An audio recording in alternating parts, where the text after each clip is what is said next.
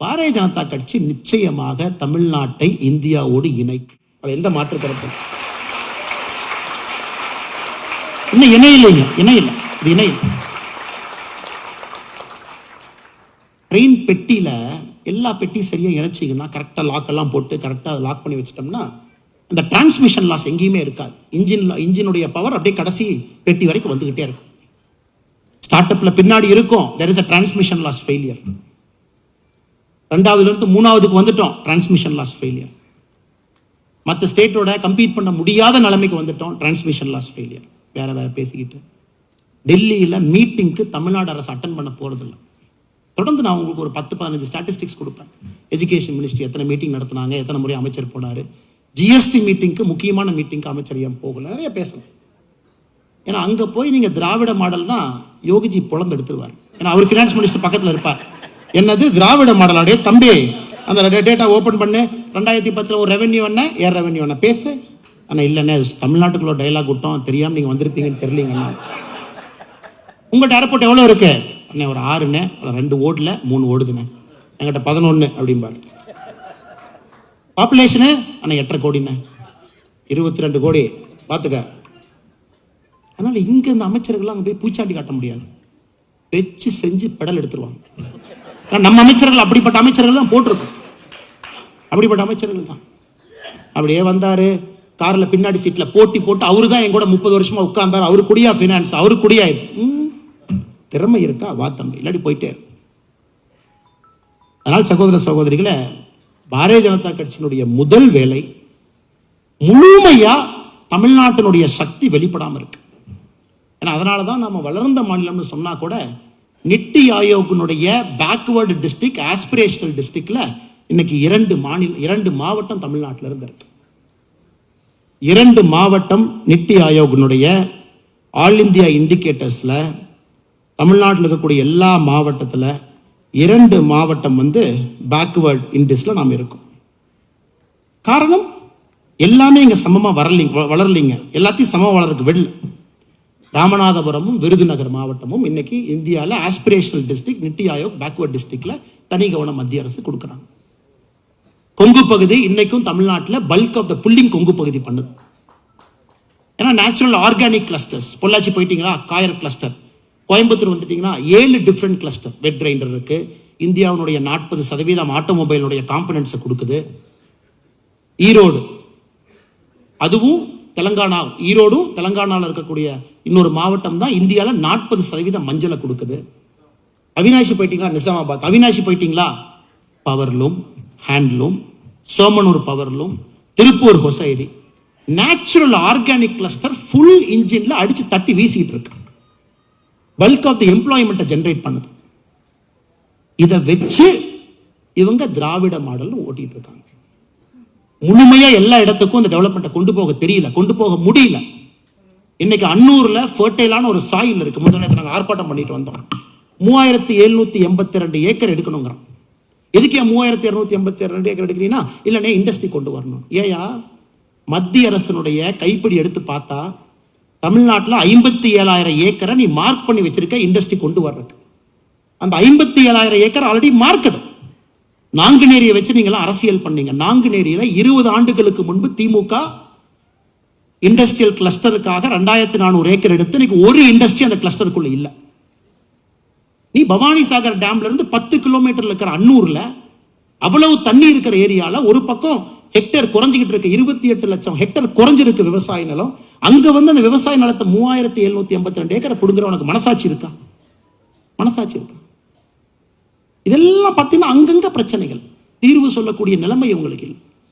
So intellectual rigger Bharatiya Janata கட்சி 2வது கொண்டு வர முடியும் என்பது இந்த மேடையில் நான் வைக்கக்கூடிய வாதம். இன்டெலெக்சுவல் ரிகர், ஒரு அறிவுபூர்வமான அரசியல், அதை யோசிச்சு எப்படி நாடு மூவ் ஆகுது, எங்க போகணும், growth curve எப்படி இருக்கு, எங்க நாம எதை கரெக்ட் பண்ணணும், இன்டெலெக்சுவல் பாலிடிக்ஸ். 3வது, அது எப்படிங்க பாரதிய ஜனதா கட்சி வந்தா மட்டும் இந்து முஸ்லீம் சண்டை போடுவாங்க? இந்து முஸ்லீம் எப்ப இருந்து சண்டை போடுறாங்க? மகாத்மா காந்தி போய் உண்ணாவிரதம் இருப்பார் நௌகாலில் பெங்கால்ல, ஐயோ இந்து முஸ்லீம் சண்டை போடுறாங்க, நீங்களாம் சண்டை போடக்கூடாது, நான் உண்ணாவிரதம் இருக்க போறேன். அதுக்கப்புறம் நேருவும் சர்தார் வல்லபாய் பட்டேல் அவங்கள போய் கன்வின்ஸ் பண்ணல, காந்தி நீங்கள் உண்ணாவிரதம் இருக்காதீங்க, பெங்கால் எல்லாம் அமைதியாக இருப்பாங்க, நாங்கள் பார்த்துக்கிறோம். அகமதாபாத்தில் பிரச்சனையா, மகாத்மா காந்தி போய் உண்ணாவிரதம் இருப்பார். என்ன இந்து முஸ்லீம் சண்டை போடுறீங்க? இது எப்போ ஆரம்பிச்ச பிரச்சனை? புள்ளி விவரத்தின்படி டெல்லியில் ஆட்சியில் யார் இருந்தால் இந்து முஸ்லீம் வயலன்ஸ் அதிகமாக இருக்கும், யாருடைய ஆட்சியில் பாம்பு பிளாஸ்ட் நடக்கும், யாருடைய ஆட்சியில் இன்டர்னல் செக்யூரிட்டி த்ரெட் இருக்கும், யாருடைய ஆட்சியில் நக்சலிசம் எல்லா பக்கம் பறந்து விரிந்து கிடைப்பாங்க, யாருடைய ஆட்சியில் இன்டர்னல் செக்யூரிட்டி ஒரு கேள்விக்குறியா இருக்கும், யாருடைய ஆட்சியில் கோயம்புத்தூர்ல சிலிண்டர் பிளாஸ்ட்னு சொல்லக்கூடிய சூசைட் வெடிப்பு நடக்கும், யாருடைய ஆட்சியில் கோயம்புத்தூர் வெடிப்பு 98 நடந்து 59 பேர் இறப்பாங்க. டேட்டா எடுத்து பார்த்தீங்கன்னா யாரோட ஆட்சியில் நடக்குது? பாரதிய ஜனதா கட்சி ஆட்சியில் எங்க நடக்குது? எங்கேயாச்சும் நடந்திருக்கு? புள்ளி விவரத்தின் அடிப்படையில் கர்நாடகா பிஜேபி வந்துச்சுங்க, இந்து முஸ்லீம் எல்லாம் கத்தி எடுத்து குத்திட்டான் செத்துட்டான். எங்க நடக்குது? ஏன் நடக்கணும்? எதுக்கு நடக்கணும்?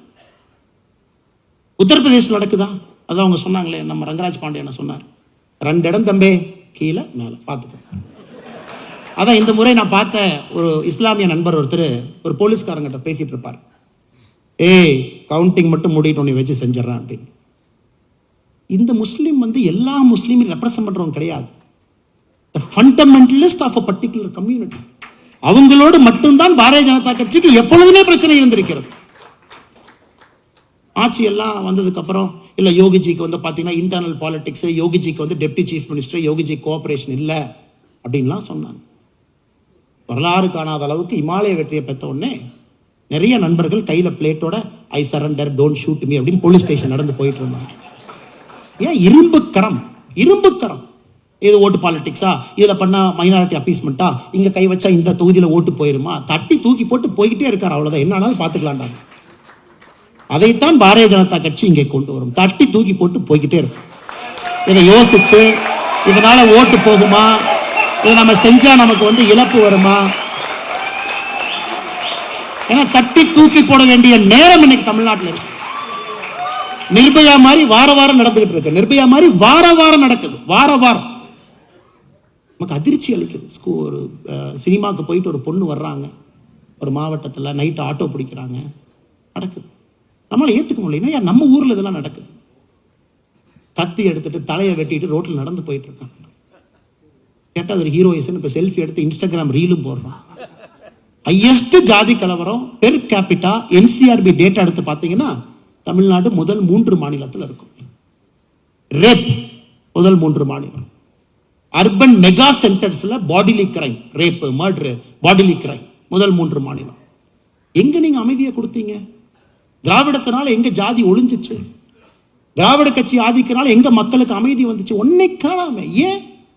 ஒரு முடிவு எடுக்கிறதுக்கு முன்னாடி இதனால் இந்த சமூகம் பாதிக்கப்படுமா, ஓட்டு வருமா, ஓட்டு போகுமா, இவங்க என்ன நினைப்பாங்க, எப்படி போய் சொல்றது? எதுக்கு? தப்பு பண்ணா தட்டி தூக்கி போட்டு போய்கிட்டே இருக்கணும். அதுக்கு தான் அரசு கொடுத்துருக்கு.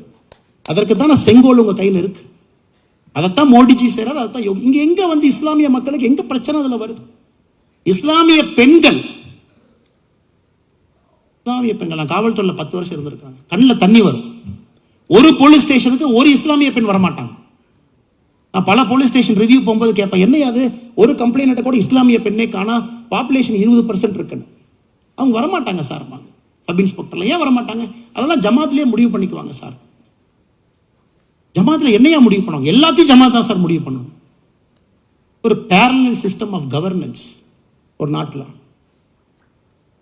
தலாக் தலாக் தலாக். எதுக்காக தலாக் தலாக் கொண்டு வந்தோம்? உனக்கும் மனைவிக்கும் பிரச்சனை, முதல் தலாக் சொல்லு, 30 நாள் வெயிட் பண்ணு, உங்களுக்குள்ள சுமூகமா உறவு வரலையா மறுபடியும் தலாக் சொல்லு, உங்களுக்குள்ள மறுபடியும் சுமூக உறவு வரலையா 60 நாள் வெயிட் பண்ணு, 3வது தலாக் சொல்லு, உங்களுக்குள்ள உறவு பிரிஞ்சது. இதான் தலாக். நீங்க என்ன பண்ணி வச்சிருக்கீங்க? காங்கிரஸ் ஆட்சியில ஷாபானு வச்சு வாட்ஸ்அப்ல தலாக் தலாக் தலாக். குரானுக்கு எதிரானது, ஹதீத்துக்கு எதிரானது, அனைத்துக்கும் எதிரானது. இதை ஒரு மோடி தேவைப்பட்டார். 75 ஆண்டுகள் கழிச்சு ஒரு மோடி இது குரானுக்கே எதிரானது, யார் இது ஷுராக்கு எதிரானது, ஹதீத்துக்கு எதிரானது, அனைத்து ஸ்காலரும் எதிரானதுங்கிறாங்க. என்னையா பேசிட்டு இருக்கேன்? நீ தட்டி தூக்கி போடுங்க பார்த்துடலாம். இஸ்லாமிய பெண்கள் எத்தனை பேர் ஓட்டு போடுறாங்க? முதலா போலீஸ் ஸ்டேஷன் சொல்றாங்க, சார் கொடும்படுத்துறான் சார், தூக்கி உள்ள வைங்க சார். அவனு தைரியம் எங்கிருந்து வந்துச்சு? நேற்று ராம்பூர்ல பிஜேபி எப்படி அசாம் கான் தொகுதியில் ஜெயிச்சது? அசாம் கான் தொகுதியில் பெரிய புலிகள்லாம் நிறைய பேர் இங்க இருக்காங்க. 50% மைனாரிட்டி பாப்புலேஷன் இருக்கக்கூடிய தொகுதியில் ஏன் இஸ்லாமிய பெண்கள் சொன்னாங்க, போய் வெளியே போய் பிஜேபி ஓட்டு போடுறாங்க. சும்மா இவனுக்கு வந்து 4 பேர் உட்காந்துக்கிட்டு பஞ்சாயத்து பண்ணி என்னை வந்து இதை போடக்கூடாது அதை போடக்கூடாது இப்படியே நீ பண்ணி பஞ்சாயத்து பண்ணி என் குழந்தைக்கு இண்டிபெண்டன்ஸ் இல்லை, எனக்கு ஃப்ரீடம் இல்லை, என்னையா பேசுறீங்க? உண்மையாலுமே மைனாரிட்டி சமுதாயத்திற்கு சுதந்திரம் கொடுத்தது பாரதிய ஜனதா கட்சி. நான் ஆணித்தரமா இந்த மேடையில் சொல்லுவேன், ஃபேக்டோட சொல்ல முடியும். நீங்க என்ன கதை எங்க நோட்டுறீங்க? பாரதிய ஜனதா கட்சி வந்துச்சுன்னா கலவரம் வந்துடும், கத்தி எடுத்து குத்தி குடல் எல்லாம் வெளியே வந்து அப்படி ரத்த காட்சியா தமிழகம் மாறி ஐயோ நம்ம ஓட்டு போடக்கூடாது. கொஞ்சம் தண்ணியை குடிச்சிட்டு பேசுங்கன்னு தான் சில பேர்த்த பார்த்தா சொல்லணும்.